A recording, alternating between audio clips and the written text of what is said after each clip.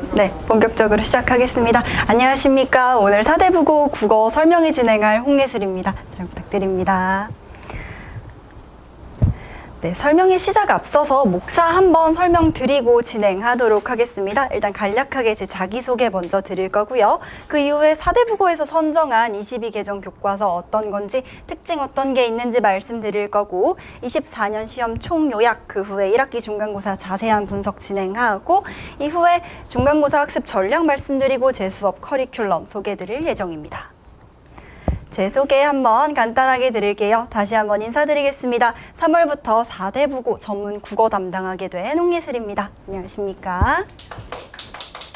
네, 저는 지금 현재 성북 메가스터디와 이제 분당 판교지역 국어 전문 학원에서 출강하고 있고요. 지금 우측에 보시는 게 지난 학기 중간 기말에 아이들이 좋은 성적 이렇게 얻었다고 보내준 문자들인데요.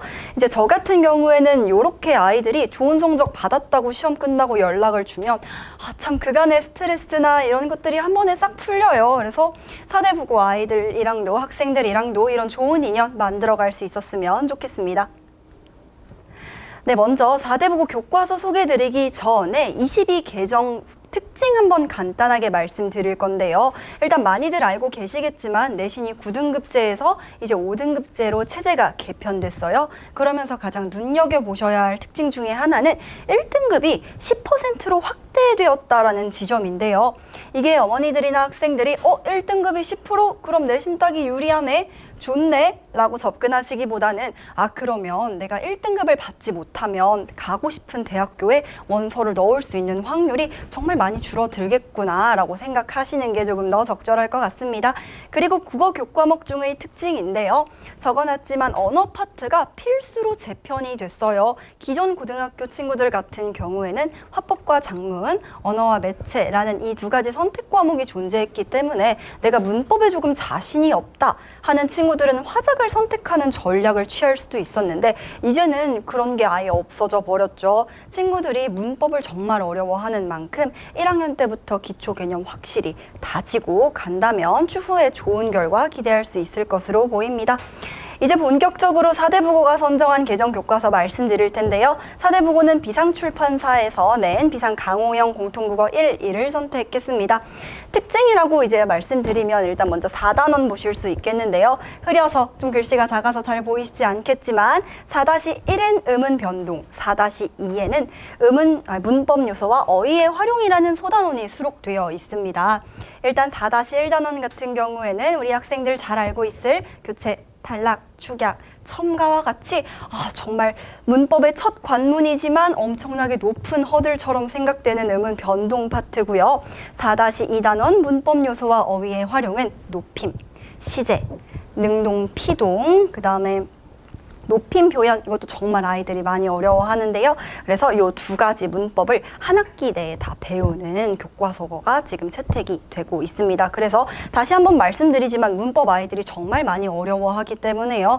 내신뿐만 아니라 수능까지 잘 잡아가려면 이 교과서 통해서 꼼꼼하게 공부할 필요 있어 보이고요. 그 다음에 22 국어 개정의 핵심인 매체 단원이 1-2단원에 수록이 되어 있습니다. 매체라고 하시면 다 알고 계실 카카오톡이나 이제 영상 편집하거나 이제 그런 것들을 국어 교과목에서 이제 가르치겠다라는 걸로 수록이 되어 있는데 요거는 지금 현행 화작이랑 많이 비슷하다고 생각해 주시면 될 것 같아요. 다만 이제 중요하게 생각하고 있는 파트이기 때문에 이제 학생들이 개념뿐만 아니라 이걸 실제 교과서 지문에 어떻게 적용할 수 있는지에 대한 방식으로 내신 대비 준비해 주면 될 것 같습니다. 네, 이제 4대부고 2024년 시험 총요약에 대해 말씀드릴 건데요. 먼저 1학기 중간고사 같은 경우는 제가 뒤에 영역별로 자세하게 설명드릴 예정이라 동일학기 기말고사부터 시작하도록 하겠습니다. 그 전에 지금 제가 4개의 지필고사를 4개의 칸으로 정리해 뒀는데 눈에 확 들어오시는 특징 하나가 있으실 거예요. 바로 서답형이 없다. 그리고 객관식 25문항 고정이기 때문에 모든 지금 문항수가 동일하다는 지점입니다. 이제 서답형이 없다라는 얘기는 내신 준비에 부담이 조금 덜하다라고 느끼실 수도 있지만 다시 역설적으로 이야기를 하자면 내가 한 문제만 틀려도 등급이 훅 낮아질 수 있다라는 이야기예요. 그래서 만약에 내가 4대 국어에서 정말 1등급 잘 가지고 내신으로 좋은 성적 가져가고 싶다라고 하시는 친구들은요. 하나도 틀리지 않겠다. 라는 마음가짐으로 내신 대비 임하는 자세가 반드시 필요할 것 같습니다. 네, 1학기 기말고사 설명드리겠습니다. 제가 총평에 25문항 중 20문항이 고전 플러스 음운 변동이라고 적어놨는데요. 25문항 중에서요. 20문장이 고전 운문과 고전 산문으로 출제가 되었어요. 네, 그중에서 고전 운문과 고전 산문의 지문 개수를 따져보면 11개거든요. 결코 작은 양이 아닙니다. 시험에 11지문이 나왔다라는 얘기는 실제로 아이들이 준비했어야 할 지문의 수는요. 더 많았을 거란 이야기예요.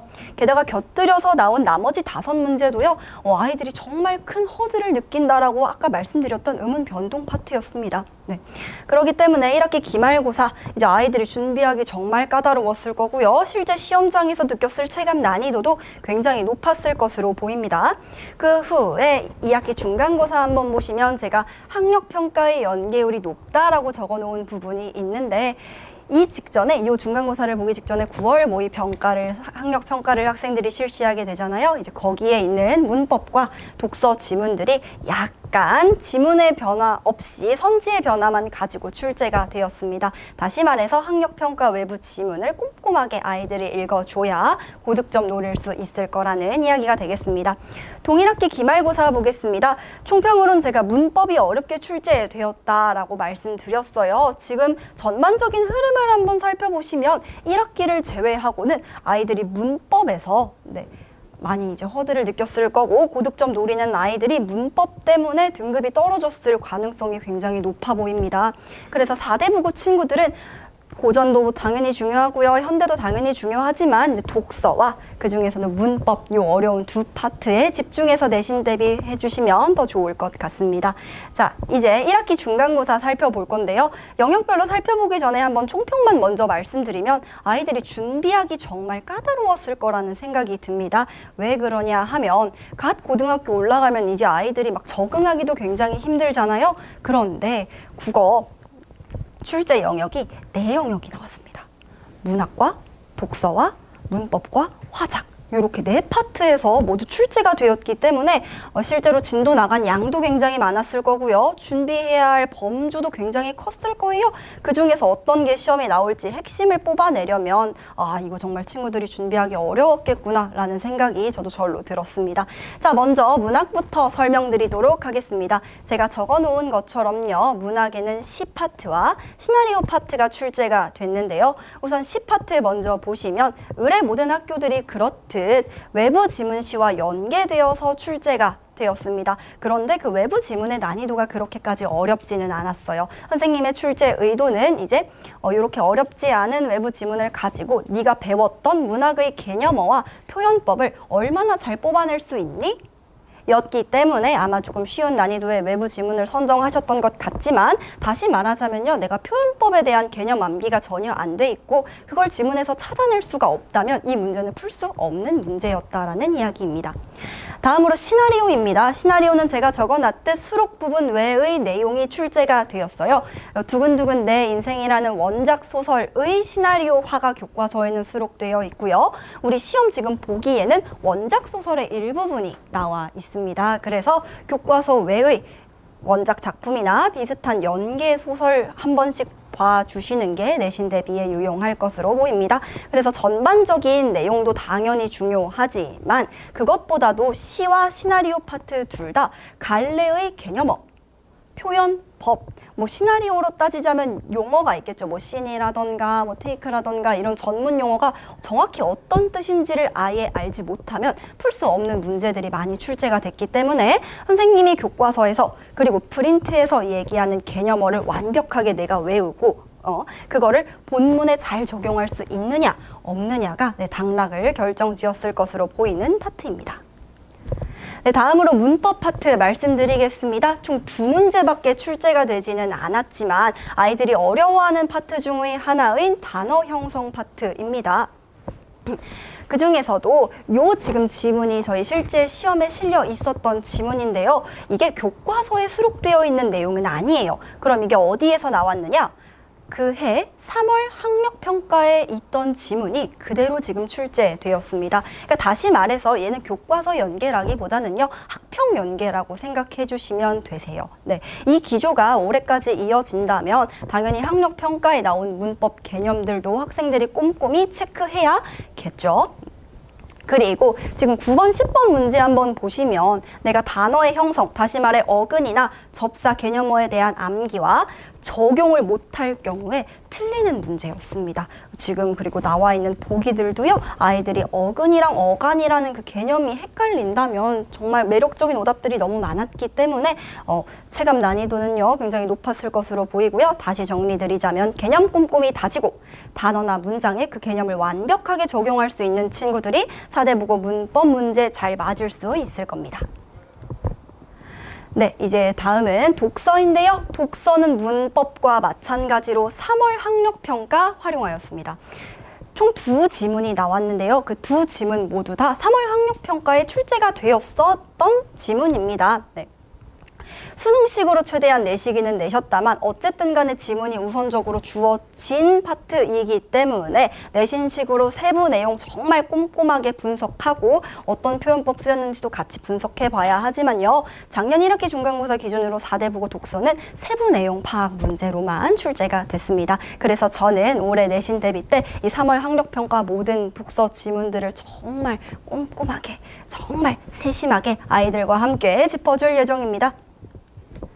네, 마지막으로 화작입니다. 아이들이 가장 부담이 적었을 것으로 보이는 파트입니다. 교과서 연계율 가장 높고요. 교과서에 나와 있는 개념과 교과서에 나와 있는 지문이 시험지에 그대로 출제되었습니다. 다만 이제 내가 이 개념을 다 외웠더라도 실제로 이제 교과서 지문 속에 어떤 개념이 적용되어 있는지를 암기하지 못했다라면 보기에 따로 주어진 지문 정보는 없기 때문에 맞지 못했을 것으로 보여요. 그래서 너무 쉬운 파트라고 해서 자만하지 말고 교과서 프린트 선생님이 말씀해 주신 내용, 교사용 교과서, 지도서 모두 꼼꼼히 살펴보는 능력이 필요할 것으로 보입니다. 네, 앞서 이제 말씀드렸던 사대국어 총특징을 한번 보면요. 중간고사의 경우 다 영역이 출제가 됩니다. 네 영역이면 정말 많은 거예요. 그죠? 그렇기 때문에 준비하는데 시간 정말 오래 소요되는데 심지어 3월 학력평가가 범위에 또 포함이 되죠. 그래서 친구들은 3월 학력평가 보고 성적 나왔네? 땡이 아니라 그 시험지를 정말 천천히 처음부터 끝까지 톱파보고 뜯어먹는 능력이 필요할 것으로 보입니다. 그리고 계속 제가 지금 강조드리고 있지만 문학, 독서, 화작, 그리고 이번에 신설된 매체는 화작이랑 비슷해서 제가 여기 넣었고요. 문법까지 총 4개 영역의 학습이 모두 이루어져야 합니다. 근데 지금 22년 개정된 게 국어만 있는 건 아니잖아요. 그죠? 다른 과목들도 새로 배워야 할 거, 새로 준비해야 할 양 정말 많습니다. 이거 3월 딱 시작하고서 혼자 준비하려고 하면 정말 힘들거든요. 오랜 시간이 든다라는 마음가짐 딱 가지고 학생들은 철저하게 시험 준비 임해 주셔야 할 것 같습니다. 그 이외에 교과서 본문, 학습 활동, 그리고 플러스로 학교 선생님이 나누어준 프린트 속에 나와 있는 각 갈래의 개념들을 정확하게 외워주셔야 합니다. 개념어를 모르면 아예 풀 수 없는 문제들이 정말 많이 등장하고 있어요. 예를 들어 공감각적 표현이 뭔지 모른다, 풀 수 없는 고득점 문제 있었고요.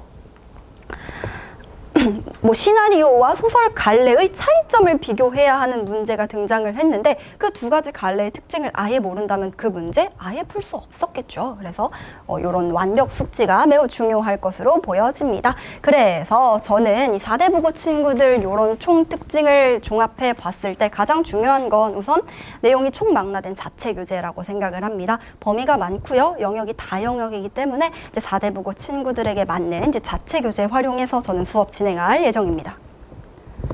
네, 이후에는 제 수업 방식 커리큘럼 소개드린 다음에 1년치 계획표 한번 말씀드릴 거예요. 먼저 제 수업 시간입니다.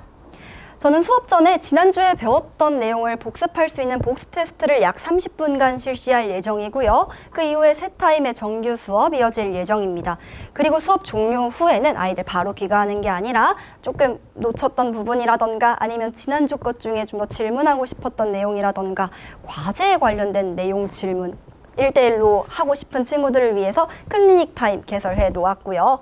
그리고 수업 후 관리 개설해 놓았고요. 스텝 4에 나와 있는 이 클리닉 같은 경우에는 복습 테스트에 응시한 친구들 중에서 이해도가 약간 부족한 걸로 판단이 되는 친구들이 있어요. 근데 그런 친구들을 그냥 너 오답 열심히 해올 거지 약속하고 집에 보내면 안 합니다. 네, 모두 아시다시피 절대 하지 않으세요. 그렇기 때문에 차주에 저와 시간 약속을 해서 요건 반드시 1시간에서 뭐 2시간 이해가 갈 때까지 저와 1대1로 밀착 클리닉 하는 시간을 가져야 합니다. 뒤에서도요, 제가 말씀드리겠지만 이제 고등학교 내신부터는요, 저만 수업을 열심히 해서 되는 것도 아니고요. 아이들이 공부 열심히만 한다고 해서 되는 거 절대 아닙니다. 어머님들, 아버님들, 그리고 학생들 제가 진짜 원팀으로 이렇게 똘똘 뭉쳐서 움직여야만 고득점 기대할 수 있는 게 고등학교 내신이거든요. 그러니까 어머님들께서도 이제 클리닉의 중요성 다시 한번 마음속에 꼭 새겨주시고, 다음으로 교재 설명드리겠습니다. 앞서 잠깐 말씀드렸듯 저는 자체 교재에 활용할 예정인데요. 이 자체 교재에는 뭐 교과서는 당연하고요. 교사용 교과서, 교사용 지도서, 자습서, 문제집, 그 다음에 4대 국어 기출이 총망라된 교재 약 4권 정도를 배부할 예정입니다. 그리고 또 이제 아이들에게 너희 복습 잘해와 라고 하면 그 책 두꺼운 책 별로 들춰보고 싶어하는 친구들 많지 않습니다. 그죠? 그래서 제가 들고 다니면서 읽으라고 그 주 수업을 매주 앞뒤 한 장의 A4 용지에 정리한 요약 정리본을 제공할 예정입니다. 네. 그리고 말씀드렸다시피 매주 복습 테스트 실시할 건데요. 총 15문제, 약 30분가량 진행되는 테스트고요. 이해도 부족으로 판단될 시 클리닉 진행할 예정입니다. 그리고 시험 2주에서 3주 전쯤에는요. 실전 모의고사라고 해서 서울 사대부고 양식 그대로 서답형 없고 이제 25문항 50분 딱 재서 이제 중간 점검할 수 있는 실전 모의고사 함께 응시할 예정이고요. 네, 이제 다음으로 가장 중요한 관리 파트 말씀드리도록 하겠습니다. 말씀드렸다시피 내신은 정말 우리 원팀으로 다 같이 움직여야 합니다. 이제 학생들이랑 학부모님이랑 저랑 같이 움직이기 위해서는요, 요 관리 좀 집중해서 잘 들어주시면 감사하겠습니다. 우선 그날 수업은요, 모두 영상 녹화해서 온라인에 게시될 예정입니다. 학생들은 집에서 내가 놓친 부분 있으면 그 온라인 수업 통해서 다시 한번 복습하는 자세 필요하고요. 듣다가 모르는 게 있을 수 있어요. 한 번만 수업 들어서 이해되는 학생은 아무도 없습니다. 그런 학생들은 이제 제가 개설해 놓은 1대1 카톡방 통해서 24시간 언제든지 질문 남겨놓으면 제가 답장해 줄 예정이고요. 그리고 테스트 불통뿐만 아니라 이제 과제가 조금 미흡하다. 예를 들어서 답지를 보고 조금 베낀 게 아닐까 이런 의심이 드는 과제집들이 가끔 조금 발견이 됩니다. 그 경우에는 제가 조심스럽게 차주에 언제 시간 되니? 물어볼 예정입니다. 그러면 과제 불통과 마찬가지로 테스트 불통과 마찬가지로 과제 불통한 친구들도 차주에 이해될 때까지 저와 클리닉 함께 해주셔야 합니다. 다음으로 이제 학부모 소통 부분입니다. 수업 종료 후 피드백 발송이 될 예정인데요. 아이들 몇 시쯤 출결했는지, 지각은 하지 않았는지, 그리고 과제 상태는 어떤지, 그 다음에 테스트 몇 점인지 피드백 문자 한 번에 매번 발송될 예정이고요. 그리고 매월 말에 제가 학부모 상담을 따로 진행할 거예요. 근데 단순히 이제 상담이 예약 잡고 전화만 하는 게 아니라 그 달에 쭉 친구들이 봤었던 복습 테스트의 점수들이 있잖아요. 그걸 누적해서 한번 통계를 내보면 학생이 어떤 파트가 지금 조금 취약하고 어떤 파트에 집중을 조금 더 해줘야 할 것 같고 수업 태도에서 어떤 게 약간 문제인 것 같은지가 드러나게 되어 있어요. 그런 부분을 객관적 수치가 녹아든 통지표, 다시 말해서 이제 성적표 함께 발송해서 이제 그거 보고 아이와 어머니와 저 이렇게 같이 상담 진행할 예정입니다.